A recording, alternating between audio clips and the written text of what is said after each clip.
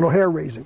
I used to say, you know, it was 10 minutes of insanity and 10 days of boredom. It wasn't a constant battle. You just didn't see that. I know movies portray that, but you went from extreme battle to nothing. So, as I said, I was there for a year. 45 days into my tour, I became a platoon sergeant because the military, in their infinite wisdom, had people going home. And people used to, they kind of, every so often, once a month, 15% would go home. They sent home a bunch of platoon sergeants. They needed new platoon sergeants. My name began with an A. I was at the top of the list, so I didn't earn that. I just became a platoon sergeant because I was born with an A at the beginning of my last name. So I had 48 men that I was responsible for, one of which was old enough to be my father. He had been in the Army since Korea, and he was still a private. Every time he made rank, he got drunk and got busted, which meant he lost his rank. My first sergeant, who was the senior enlisted man in the company, he had actually been in the Army since World War II, since 1941. He was putting in his 30 years. He was going to get out in 1971. And there was quite a few of those in our unit. We used to call them the old brown shoe army, because in the old World War II Army, they actually wore brown shoes, not black boots.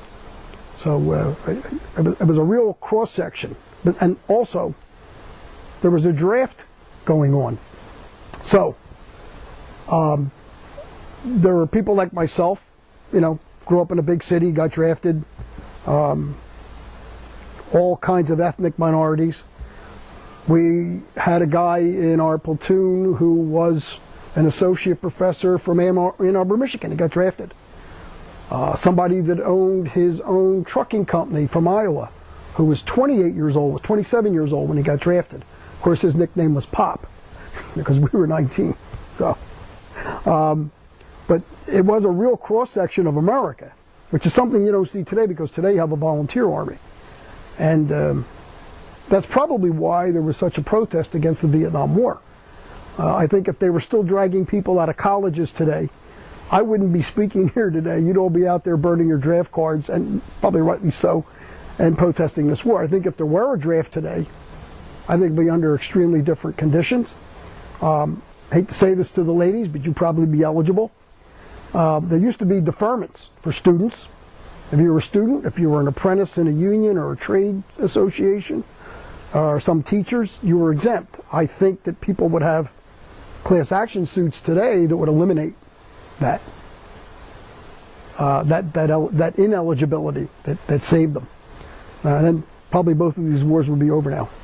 And I do see, and one of the questions that was asked, do you see any analogies between Vietnam and the wars that are going on today? And I think the answer is yes. I don't see a clear mission statement. I don't see an exit strategy. We were talking about this prior to the gathering of the class, but the Secretary of Defense at that time was Robert McNamara. Robert McNamara, who you may or may not know, was a guy who worked with General Curtis LeMay in World War II. And he was a mathematician, basically, a statistician. And he figured out if you drop so many bombs on so many square miles in so much time, we'll beat the Germans. He actually had an algorithm that determined that. So they felt that if you killed enough NVA, North Vietnamese Army regulars, or Viet Cong, which were the insurgents, if you killed enough of them, eventually you would win the war. And as you know, that didn't happen. And they really didn't have an exit strategy. They had corrupt governments with puppet regimes that just never really worked out. To be honest, when I went back in 2004, I think Vietnam is far better off than when we were there as American soldiers back in the 60s and late 70s, early 70s. I think they're far better off. It's not really communism. It's more almost like a social collective, and very entrepreneurial. And the one thing that I saw when I was there, I think I saw people at ease, and I never saw people at ease when I was there. But you did see people at ease, and they weren't on edge. It's something you could feel that tension. You could feel that electric current in the air. Now, granted, where I was at, we didn't really have a lot of interaction with the Vietnamese. I was in the northern part of South Vietnam, and that was considered fairly dangerous. There was a lot of regular NVA troops as well as Viet Cong. We were under constant attack because we had Phantom jets and A6 jets that would fly sorties from there up north past the DMZ. So we were always under attack. And again, like I said, we did not have infantry where we were at.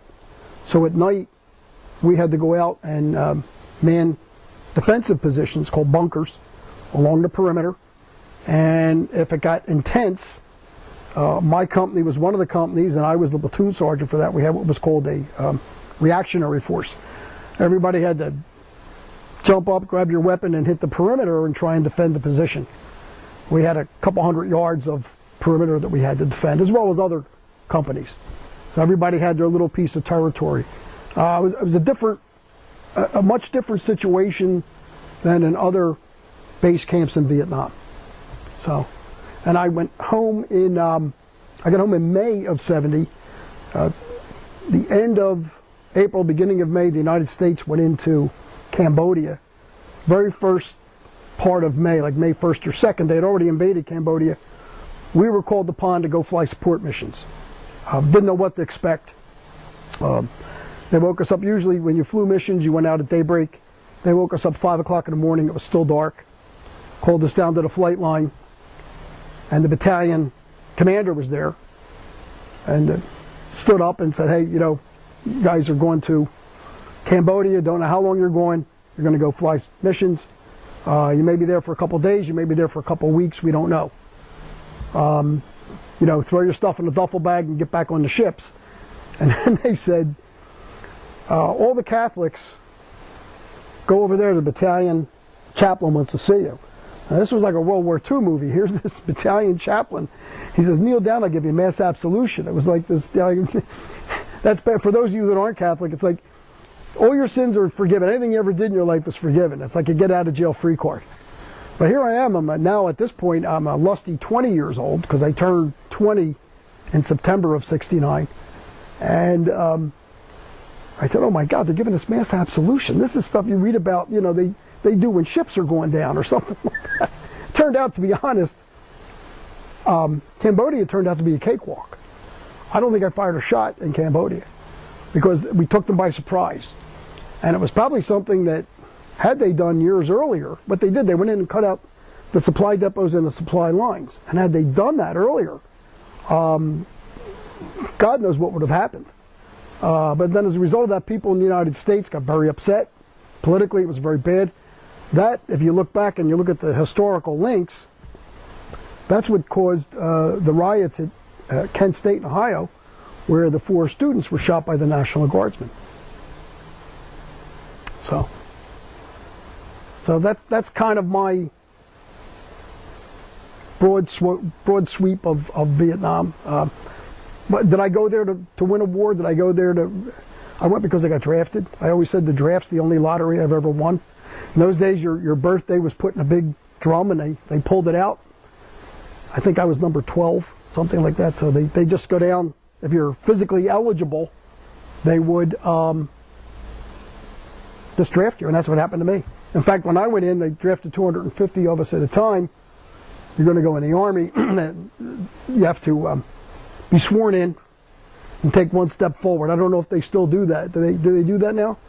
Uphold the Constitution of the United States. And, so yeah, we did it, and the doors burst open, and 2 Marine drill sergeants walked in and took every 10th guy as a Marine, because when you get drafted, you can go in any branch of the service. It doesn't have to be the Army. And they took 25 of that 250 and put them in the Marines. The Tet Offensive occurred in January, February of 1968. Pretty brutal fighting. The Marines really were getting beaten up in the northern part of South Vietnam. It was on the news every night. There was a defensive position called Khe Sanh that was under siege for probably 2 months. I mean, the Marines were almost out of food and ammunition at times. Planes had to come in and just literally kick supplies off the back of the plane. They didn't even land. They did what was called a touch and go. And you can actually see archival newsreel footage of that. Well, after that, nobody wanted to go in the Marines, you know. So they drafted Marines too. So, but anyway, I guess I'll open it up to your questions. Sir? How did you get involved in the My Lai Oh, interesting.